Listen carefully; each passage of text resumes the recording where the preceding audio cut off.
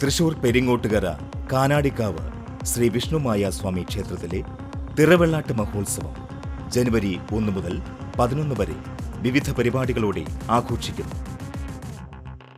കിഴപ്പള്ളിക്കര government Nalanda higher secondary സ്കൂളിൽ ഉപജില്ലാ കായികോത്സവത്തിൽ വിജയികളായ വിദ്യാർത്ഥികളെ അഭിനന്ദിച്ച് സ്ഥാപിച്ച ബോർഡ് സാമൂഹ്യവിരുദ്ധർ തീവെച്ച് നശിപ്പിച്ച നിലയിൽ വ്യാഴാഴ്ച രാത്രി 10 മണിയോടെയാണ് സംഭവമുണ്ടായത്.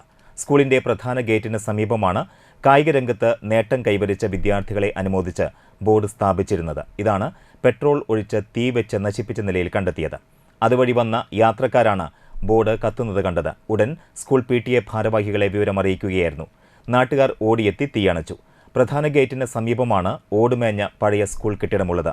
ഇതിനോട് ചേർന്നാണ് സ്കൂൾ ഓഫീസും. ഇവിടേക്ക് തീ പടരാതിരുന്നത് മൂലം വൻ ദുരന്തമാണ് ഒഴിവായത്. സ്കൂളിന് നേരെയുണ്ടായ ആക്രമണത്തിൽ നാട്ടുകാരും രക്ഷാകർത്താക്കളും പ്രതിഷേധിച്ചു. പ്രതികളെ ഉടൻ പിടികൂടണമെന്ന് നാട്ടുകാർ ആവശ്യപ്പെട്ടു. അന്തിക്കാട് പോലീസ് സ്ഥലത്തെത്തി അന്വേഷണം ആരംഭിച്ചിട്ടുണ്ട്. സ്കൂളിന് മുൻപിലും സമീപ പ്രദേശങ്ങളിലുമുള്ള CCTV ദൃശ്യങ്ങൾ പരിശോധിച്ചു വരികയാണ്.